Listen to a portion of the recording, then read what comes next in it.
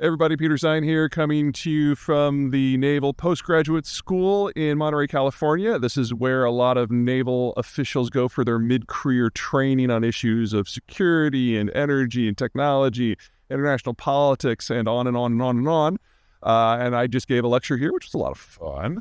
Anyway, because it's kind of naval themed, today we are going to talk about India in the post-American world.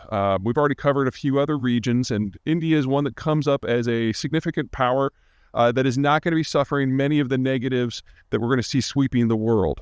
Their energy comes from the Persian Gulf. They're not going to have a crisis. Their agricultural system is broadly self-sufficient, including for the fabrication of fertilizers. And they are in an area that is not dependent on trade. A little bit like the United States, they chose not to participate in the economic aspects of the global order because they saw it as an American plan, and they kind of tilted towards the Soviets during the Cold War, which means if that system goes away today, they'll get hit just like everyone else, but not nearly as hard and not nearly as long.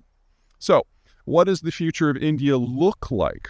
Well, we can hit it kind of from four different directions. The first is manufacturing. Like everyone in the developing world, the Indians have really been hit hard by the Chinese development process because you used to have every middle power producing a significant portion of their own manufactured goods until the Chinese showed up. And the Chinese were able to do things at scale with subsidies and a lot of deliberately hostile economic penetration policies to drive a lot of industry out of business. And so in many ways, what the United States has experienced has been the Indian experience as well, with Chinese products flooding in and driving local manufacturers out of business. Now that the Chinese system is near the end, the Indians are going to have to do the same thing that the U.S. is going to have to do. And if they still want stuff, they're going to have to build it themselves. The difference between the U.S. and India, however, is that the United States has friends, partners, and allies to do this, most notably Mexico and Canada.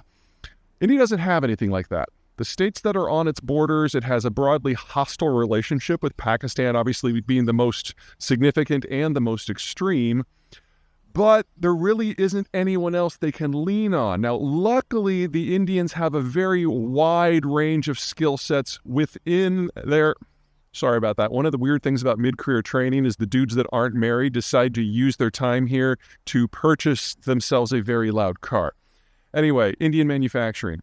So they don't have partners. They don't have friends. Now, within India, you've got a number of different types of industrial bases just within the country because it's so big. So they can get a bit of a U.S.-Mexican-style synergy going within their own country, but it's not going to be at the same technological level. It's not going to have the same amount of capital. It's going to be a more difficult operating environment, and the quality and variety of products that they can kick out is going to be lower.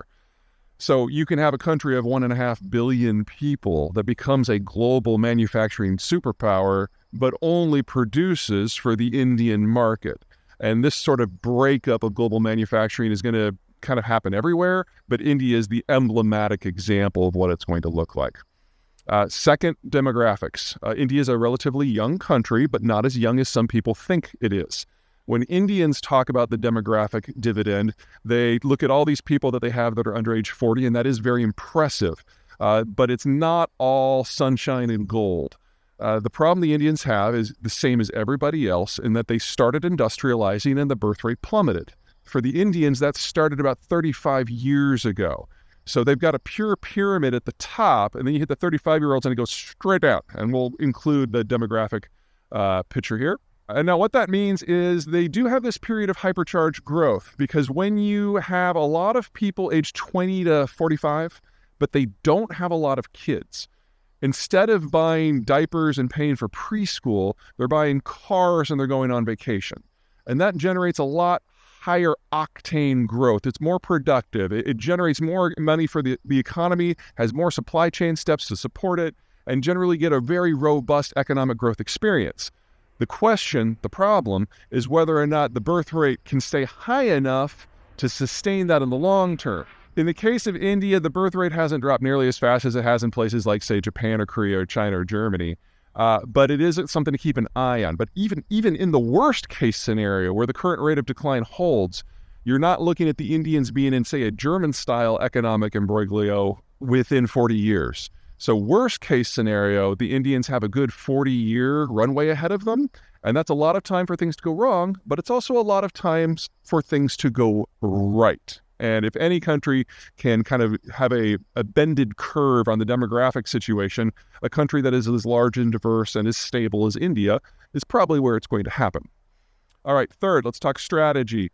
India's a pocket power. People forget about that. It's basically in a region that is bounded by either hostile countries, Pakistan, deserts, the Thar, mountains, the Himalayas, or the jungles and mountains of Southeast Asia. It can't go anywhere.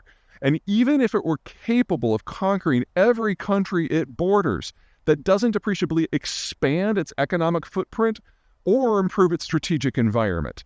So this is a country that is limited to the Indian Ocean basin, and since it has so many potential hostiles on its land borders, it will never be able to be a significant naval power, so it can't go beyond that region. That means that culturally, strategically, India is insular. The Indians like to talk about themselves as an up-and-coming global power, but they will never be able to break out of this geographic box. But it also means it's difficult for others to break into it. So one of the interesting things that we've seen in U.S. strategic policy over the last decade is this effort to kind of court India away from its old pro-Soviet thinking. It's not working. It's not going to work because India does things for India, and it never has had a history of having allies ever, much less family. And so you can cut deals with India on a case-by-case basis, and I'm not suggesting that American-Indian relations ever have to be hostile, but they're not family, they're not friends, they're never going to be an ally. And that just needs to be accepted by all sides. That doesn't mean there aren't opportunities for cooperation, but it does mean there's a limit because the Indians have never had a bilateral relationship that is based on trust or sacrifice. And that's a very different starting point compared to all of the Western nations, or even countries where the United States has had a deep military experience, like, say, Taiwan, Korea, or Japan, or even Turkey. What that means is you need to look at what the Indians are going to feel that they need to do for India in order to determine where this goes. That means they're not going to do anything that we would consider overly helpful for Ukraine, but not overly hurtful either. It means that if the United States get to a spat with China, they might cheer from the sidelines, but they're not likely to do a lot on their own unless they feel there's an opportunity. And it means if we get into a world like I'm anticipating where energy is really hard to come by, the Indians will take action with Indian forces by themselves for Indian reasons.